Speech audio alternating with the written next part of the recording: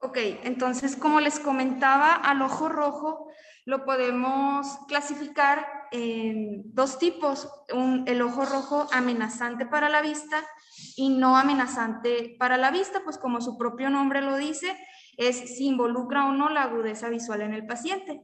Y por ejemplo, por mencionar alguna de los padecimientos, el amenazante para la vista, encontramos al glaucoma primario de ángulo cerrado o una iritis aguda, en tanto que los no amenazantes para la vista son pues padecimientos digamos más benignos, por así decirlo, como el ojo seco, una conjuntivitis o una blefaritis. Epidemiológicamente hablando, pues como les mencionaba, los ojos rojos son una presentación común en la atención primaria y también en el departamento de emergencias. Sin embargo, la conjuntivitis es la causa más común dentro de la presentación en la atención primaria o en el primer nivel, es la que más frecuentemente vamos a observar. Si tienen algún problema con la visualización de la presentación, me dicen.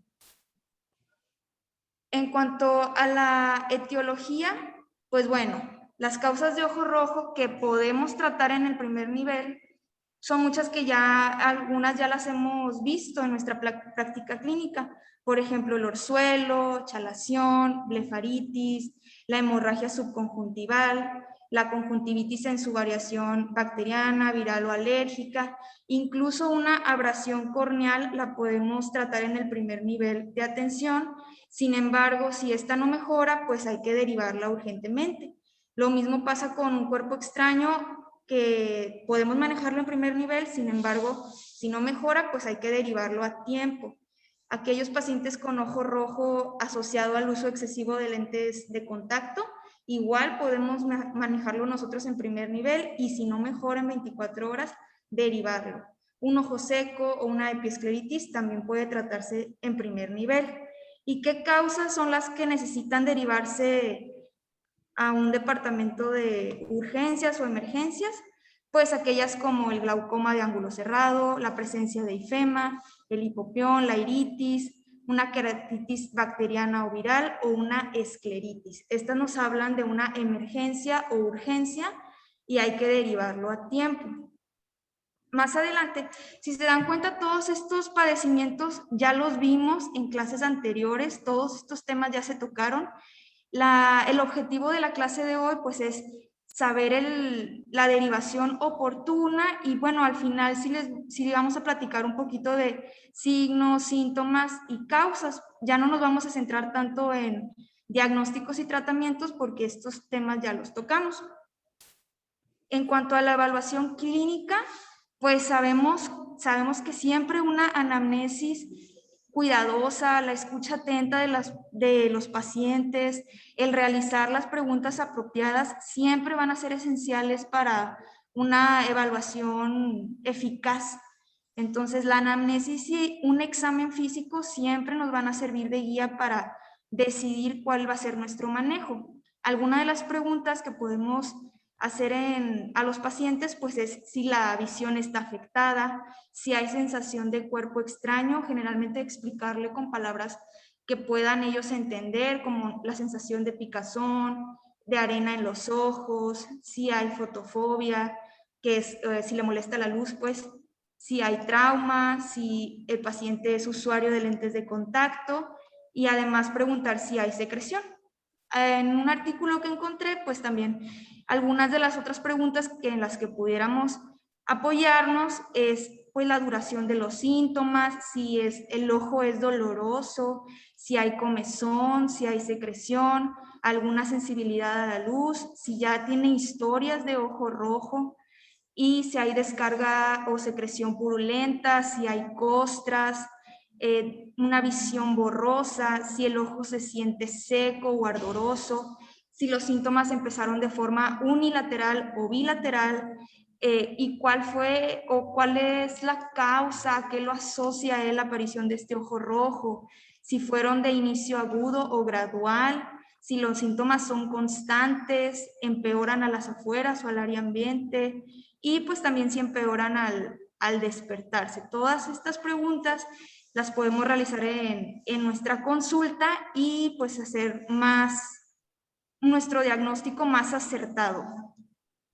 También pues es importante que desde que vemos al paciente podamos ir sospechando de algo que pudiera tener. Por ejemplo, generalmente los pacientes que tienen fotofobia se presentan en la consulta con anteojos, con lentes de sol, a lo mejor a veces hasta con cachucha, sombrero, se bloquean la luz porque les molesta, incluso a veces se mantienen como con la cabeza agachada y eso ya nos pudiera orientar a que al paciente le molesta la luz. Igual, personas que tienen sensación de cuerpo extraño, siempre pensar que pudiera haber afectación corneal. Y en aquellos pacientes que nos dicen que tienen uso de lentes de contacto, pues, y que aparte se presentan con secreción y el ojo rojo, siempre sospechar también de una queratitis, siempre. Oye, Doc, una observación. Si te llega, ahorita me llama mucho la atención todos los síntomas que mencionaste y es una pregunta abierta para todos. ¿Qué sucedería si llega un paciente con extremo dolor, fotofobia, hipersensibilidad auditiva o sensorial y hay un ojo rojo intenso? ¿Qué sospecha creen ustedes que pudiera existir ahí?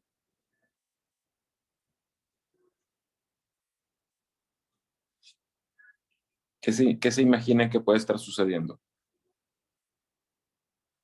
Pues pudiéramos a lo mejor apoyarnos de los signos vitales y si la presión arterial está elevada, a lo mejor, a lo mejor hasta un glaucoma por los acúfenos, la presencia del ojo rojo, el dolor, y pues es una urgencia. Exactamente. Sobre todo si hay extremo dolor y hay un ojo rojo, incluso hasta para la exploración batallas en poderlo manipular. La primera sospecha que yo vería en este paciente es ver también en la pregunta de la historia clínica si está tomando algún medicamento de base o está con alguna situación específica o cursando una enfermedad. Y si te dice, sí, estoy tomando prednisolona, ¿qué crees que puede haber sido? Y es para todos, no nomás para ti, Doc. ¿Qué creen ustedes que puede estar sucediendo? Si hay fotofobia, hipersensibilidad y aparte hay extremo dolor. ¿Una uveitis, doctor? Es correcto. ¿Quién contestó? Yo, doctor, Valeria. Muy, muy bien. Eso es lo principal. Si el paciente te dice, sí, estoy tomando y lo descubres que está tomando esteroides y a lo mejor el paciente tiene un problema también muy ligado a una situación de esclerosis múltiple o simplemente está tomando medicamentos para artritis reumatoide. Acuérdense que hay muchos medicamentos que también nos provocan síndrome de ojo seco y la edad del paciente tiene mucho que ver. Y si lo combinamos con todo esto, pero ya hay mucho dolor, la cuestión auditiva no la tolera, o simplemente toda una exploración, ves que hay demasiado dolor y el iris está completamente cerrado y se ve como en forma abultada, entonces esto no nos da una sospecha de glaucoma, porque el glaucoma lo tenemos que hacer más clínico, más eh, con aparatos para podernos dar un buen diagnóstico y cosas que no tenemos en urgencias. Por lo general eso siempre se da en un consultorio o en una parte específica. Pero si ustedes a la percepción ven todo esto, estamos hablando de una uveitis y ese sí es traslado a segundo nivel. Pues me llama mucho la atención todos los síntomas porque se pueden enmascarar uno contra otro y tener confusión, pero son detalles que debemos de observar en el paciente de urgencia. Perdón, adelante. Perdón. Bueno, así como nos comentaba el doctor, hay situaciones en las que nos marcan una alerta por ejemplo, como decía el doctor, alguna enfermedad de base, algún uso de medicamentos, pues hay otros hallazgos que también nos sugieren un ojo rojo grave. Por ejemplo, aquellos pacientes que se presentan con dolor ocular, disminución de la agudeza visual, hiperemia ciliar, alteraciones pupilares, ya nos mencionó el doctor algunas, movimientos oculares dolorosos o restringidos, alguna cirugía reciente, el paciente que tenga fotofobia, traumatismo, portadores de lentes de contacto, así como una secreción mucopurulenta abundante, pues son red flags, o sea, nos hacen como una alerta. En cuanto al examen físico, pues bueno, vamos a ir de estructura en estructura.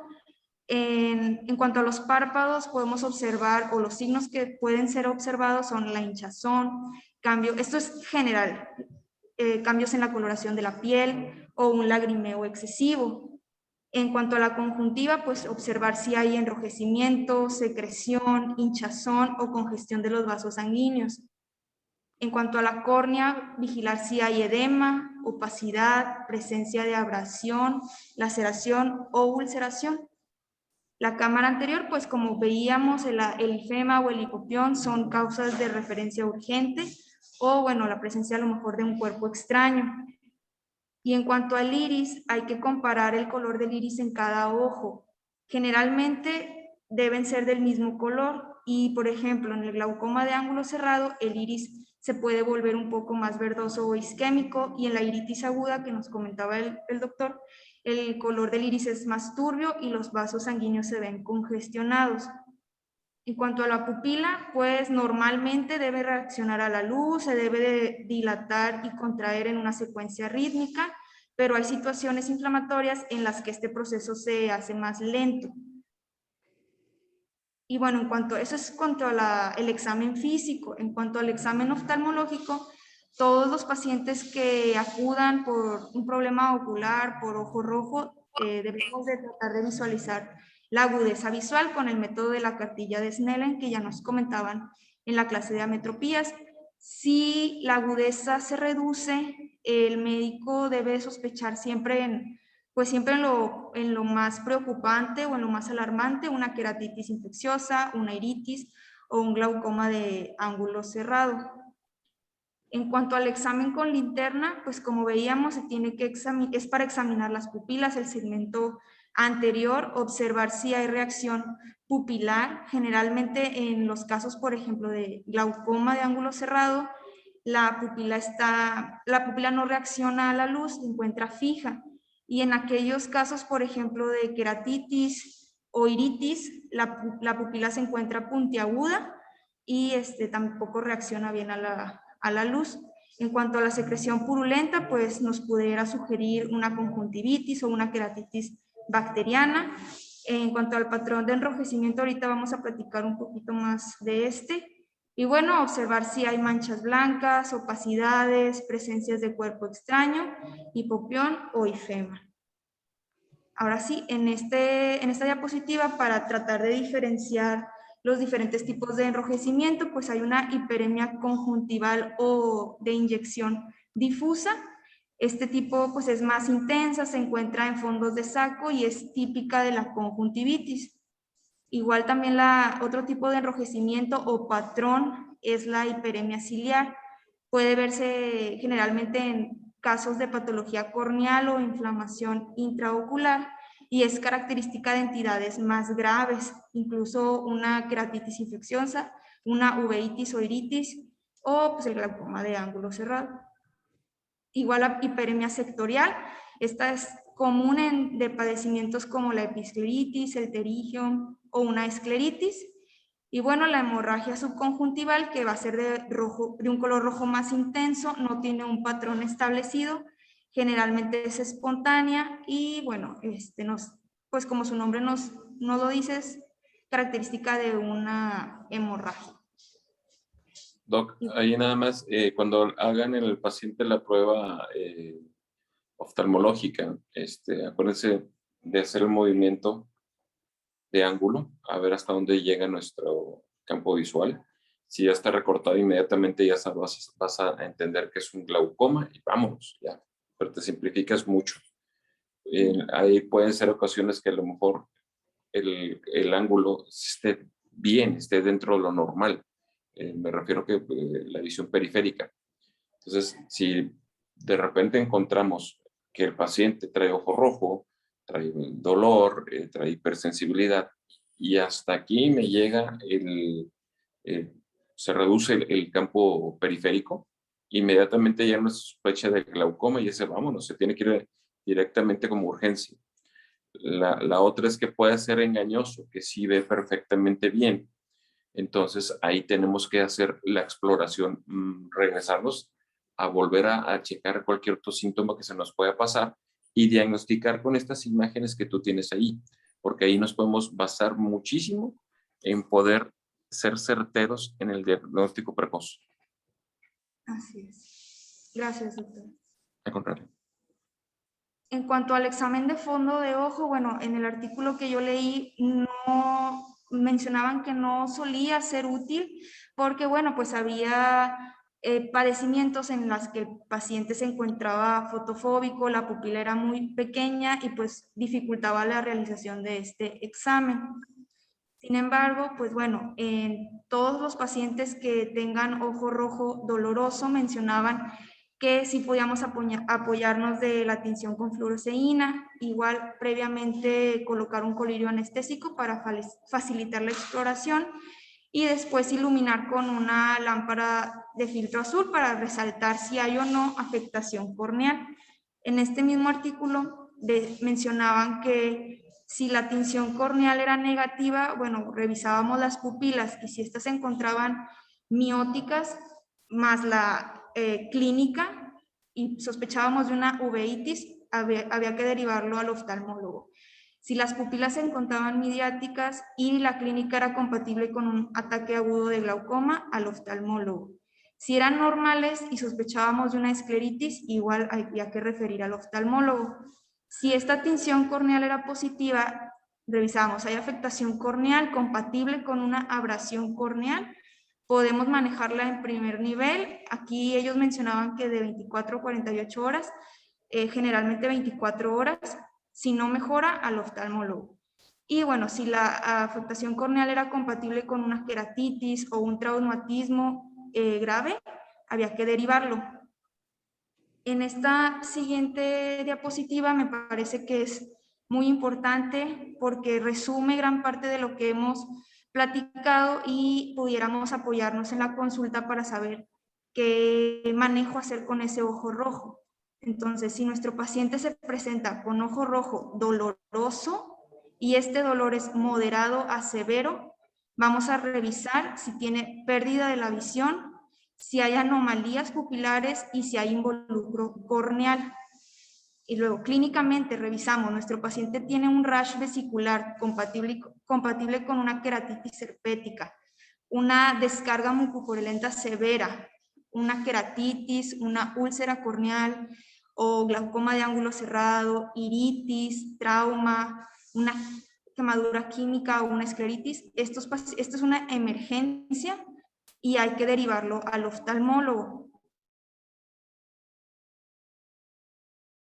Leve, con una visión borrosa leve o normal, vamos a revisar. ¿Tiene hiperemia? Ok, esta hiperemia es focal, pudiéramos sospechar de una epiescleritis. Si esta hiperemia es difusa, ahora nos preguntamos, pensar que es una hemorragia compatible, una hemorragia subconjuntival, perdón. Si tiene secreción, ahora vamos a preguntarnos, ¿esta secreción es intermitente? Bueno, sospechamos en un ojo rojo, un ojo seco, perdón. Si esta descarga es continua, vamos a ver la característica de esta descarga. ¿Es serosa o líquida? Bueno, ahora vamos a preguntarnos, ¿el paciente tiene comezón? Si es leve o no hay, pues es compatible con una conjuntivitis viral. Si esta comezón es moderada o muy severa, pues pensamos que es una conjuntivitis alérgica.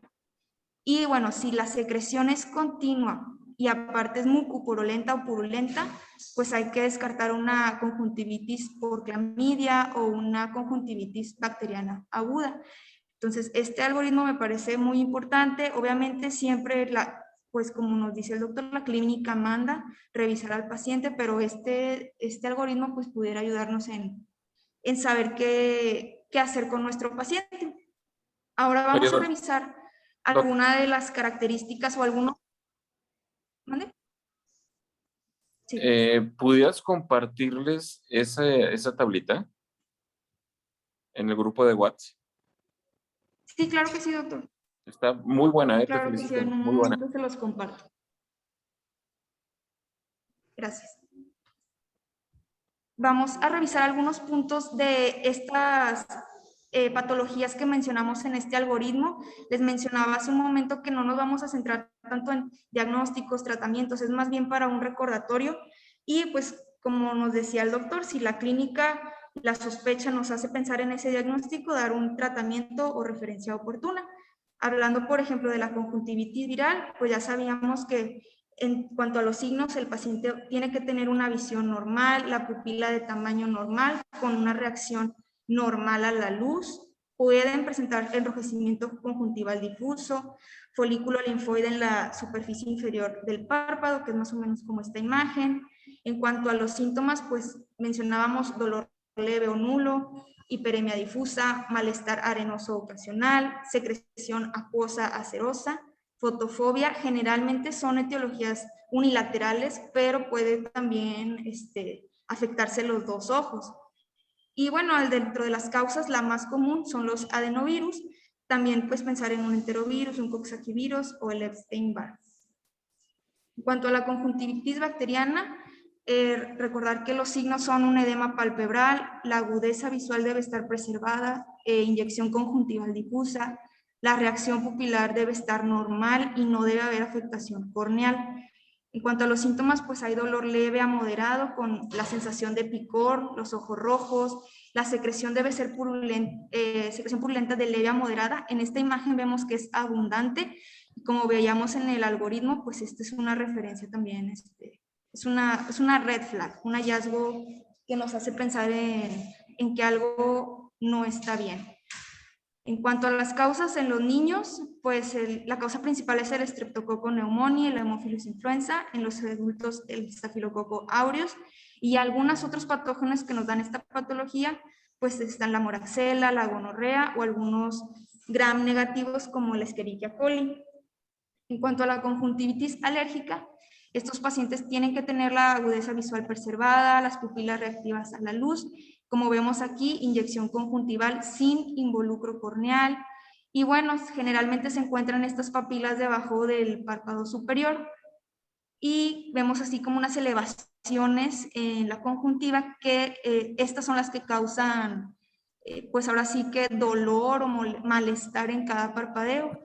Los pacientes pueden tener lagrimeo, picazón y enrojecimiento también difuso. Las causas, pues como su nombre lo dice, son alérgicas.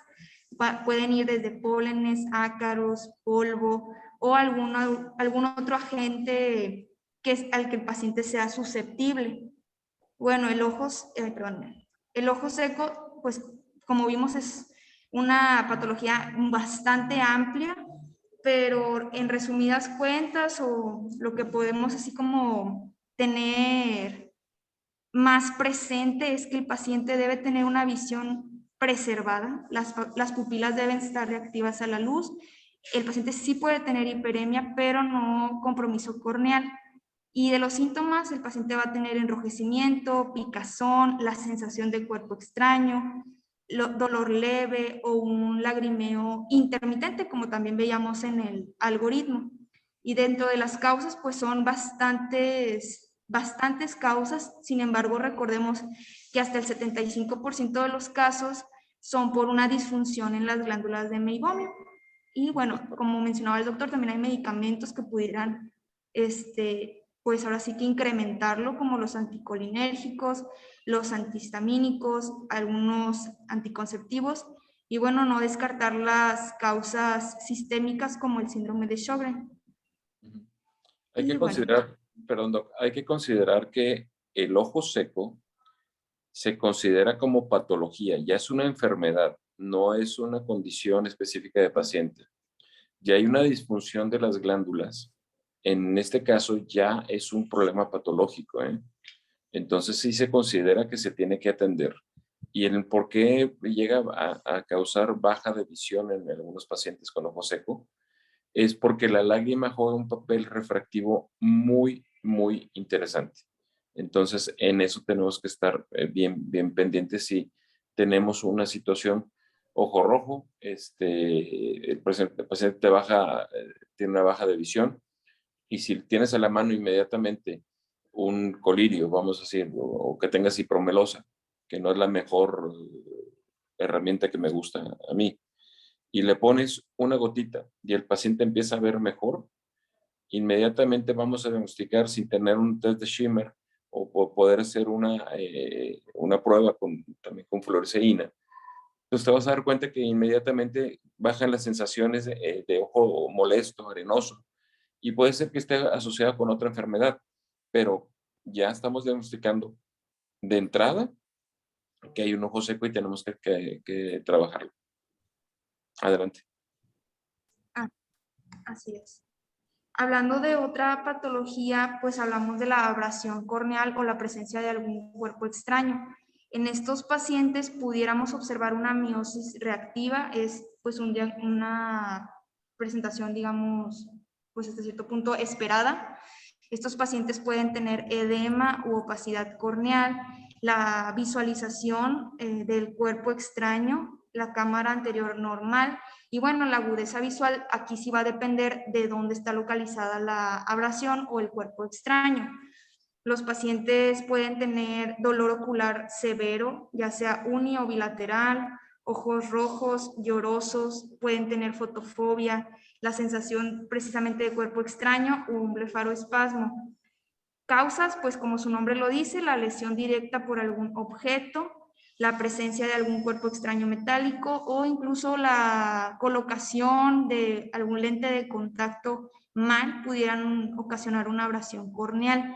En esta imagen que se ve con la flechita vemos que se ve la abrasión corneal desenmascarada precisamente por el uso de fluoresceína, como mencionábamos en diapositivas anteriores, que la tinción con esta sustancia nos revela si hay o no afectación córnea. Esto Bueno, que en cuanto a la mencionas, hemorragia, perdón, esto que mencionas es bien importante y es una de las causas que más se ve en consulta.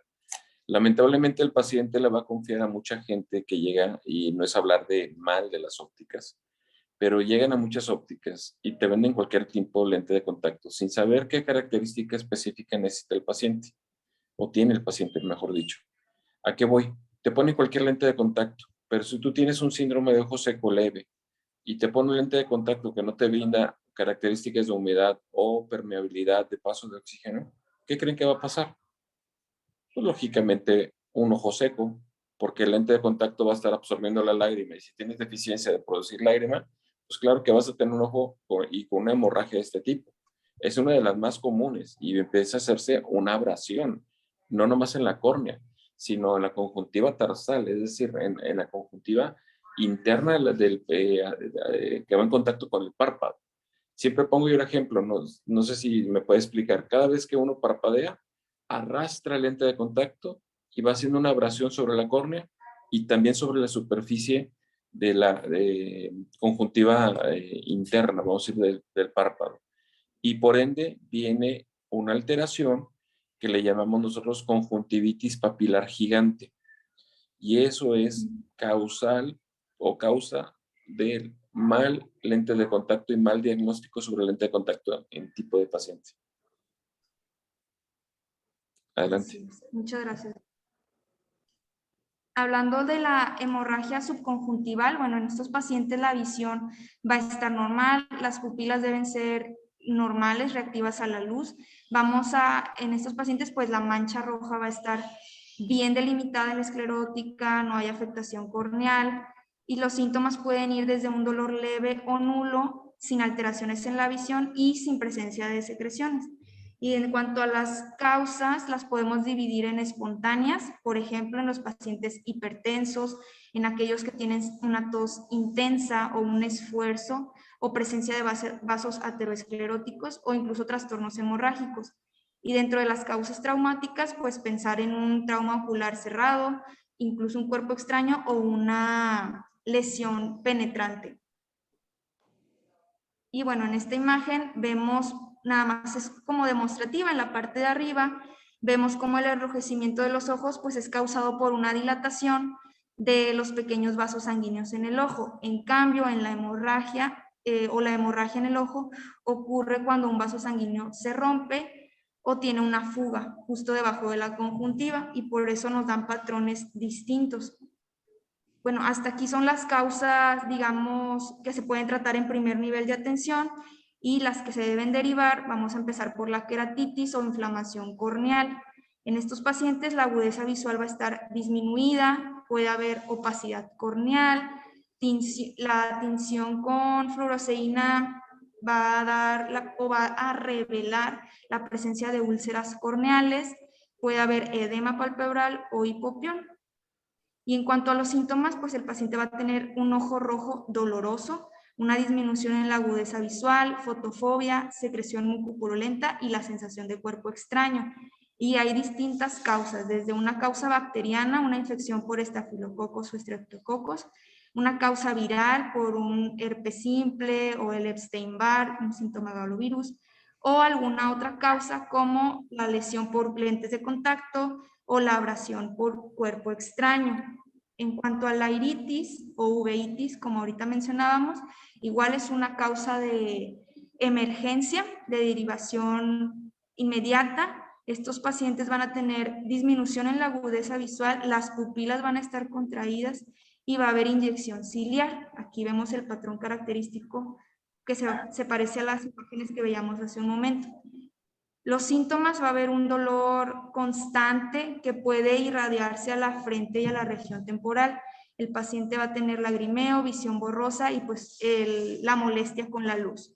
En cuanto a las causas, puede ser una infección por una herida perforante, una úlcera corneal o incluso alguna enfermedad autoinmune. Siempre pensar en que pudiera ser, no sé, una espondilitis anquilosante, psoriasis, artritis reumatoide, artritis reactiva, que se manifieste como una uveitis.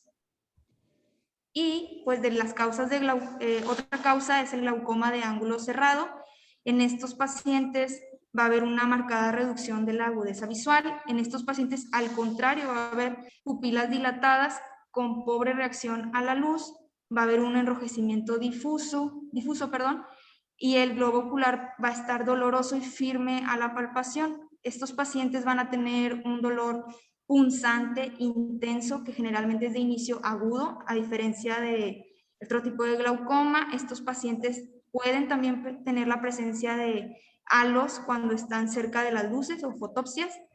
Y bueno, dentro de las causas vemos que es por una obstrucción en la salida del humor acuoso que va a conducir a un aumento en la presión intraocular, recordando que hablamos de hipertensión ocular cuando esta presión es arriba de 21 milímetros de mercurio, perdón. Y bueno, vemos que es un estrechamiento o cierre del ángulo en la cámara anterior y hay un drenaje inadecuado. Es importante que en estos pacientes, bueno, en todos los pacientes, pero interroguemos los antecedentes personales patológicos porque un factor de riesgo es tener diabetes, hipertensión o ya el diagnóstico de migraña. En cuanto a las quemaduras químicas, también las vemos en clase, nada más recordar que en estos pacientes puede haber una visión disminuida y compromiso de la córnea, es muy común. Pacientes con ojo rojo intenso, doloroso y fotofobia.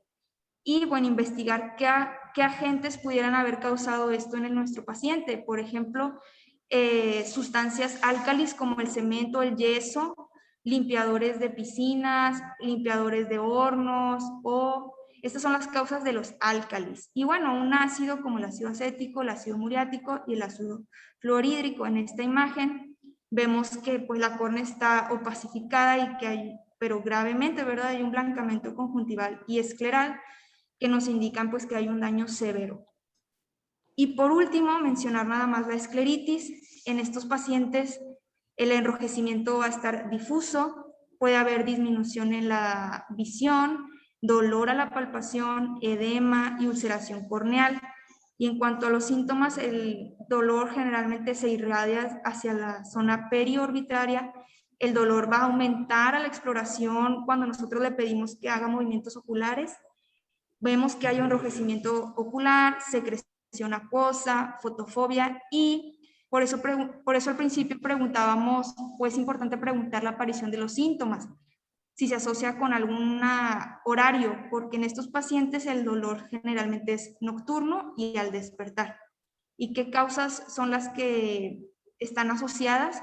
Pues enfermedades sistémicas como la artritis reumatoide, artritis reactiva, sarcoidosis, enfermedad inflamatoria intestinal o sífilis.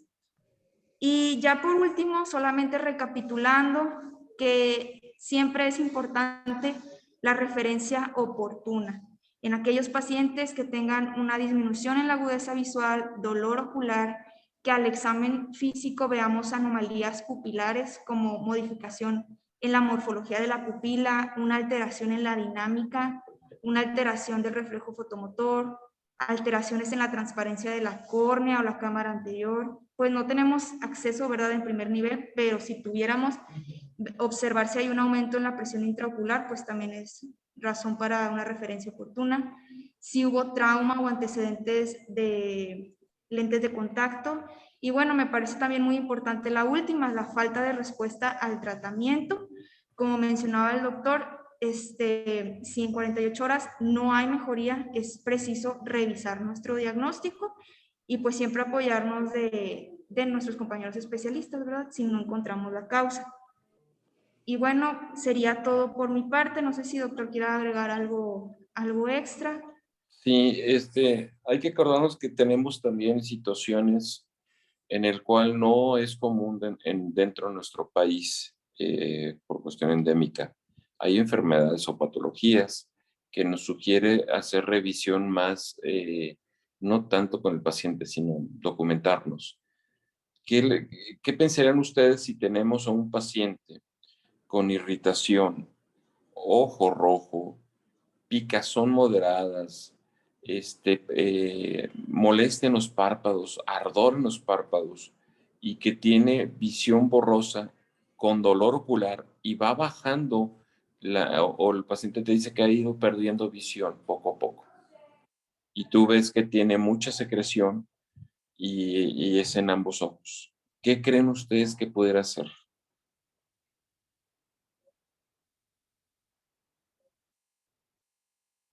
Es para todos, ¿eh? ¿Pudiera ser una infección bacteriana? Una conjuntivitis Bueno, sí, alérgica. en este caso ya hay secreción, bueno, aquí me falta complementar. Verde mucopurulenta. No sé, una conjuntivitis bacteriana probablemente. Sí, tenemos una que no es muy común en México. Se han reportado varios casos en Chiapas, en Oaxaca y en zonas donde también el acceso al agua limpia es muy diferente que la que tenemos tú y yo. Sus condiciones sanitarias son inadecuadas. Entonces, eso es una clave que te va a dar una sospecha de una patología que se llama tracoma, que es ocasionada por clamidia. Entonces, esto inmediatamente, si ustedes alcanzan a ver, porque puede ser que de repente ya vas de R3 y ya tienes que hacer tu servicio y te van a mandar Oaxaca, Chiapas, no lo sé, y ves algo de esto y no hay algo muy común que te diga dentro del lugar donde vas que no se ha dado estos casos, puede ser que suceda. Por eso le digo que es muy raro que pase en México, si ha pasado, pero tenemos que entender ahí qué es lo que sucede con la clamidia. Después les voy a mandar incluso las imágenes de cómo poder diagnosticar la clamidia y cuáles son su mismo ciclo de vida y los síntomas mismos del tracoma. Es muy importante porque fuera, yo no sé qué va a pasar con ustedes, a dónde se van a ir, o qué van a lo mejor no falta que alguien me diga, ¿sabes qué, doctor? Es que me gustó esto y me voy a ir a hacer una especialidad fuera de México y vas a encontrar cuestiones endémicas y dices, ah, caray, esto nunca lo vi. Entonces también me gustaría que tuvieran esto como documento adicional. Y un ejemplo más, ¿qué pasaría si yo tengo un paciente con dolor ocular, fotofobia, cefalea, trae una hiperemia, pero a la exploración veo que hay una anisocoria? ¿Qué creen ustedes que está pasando con este paciente? ¿Puedo pensar en una uveitis, doctor? Sí, uveitis, pero ya hay una cefalea. Un aumento en la presión intraocular. Puede ser presión intraocular, pero me voy más allá, porque el paciente inmediatamente va a tener una baja también de visión, o simplemente vamos a tener la sospecha de un EBC. Acuérdense que también en el ojo vamos a ver muchas situaciones cerebrales. Importante saber que si el paciente no tiene la prueba reflejo contra los exámenes que estamos haciendo o los estudios previos que estamos haciendo, y si le ponemos, ¿por qué no?, hasta una escala de Glasgow, dices, oye, ¿qué tiene que ver esto con los ojos y el ojo rojo? Porque son partes de las patologías que están enmascaradas.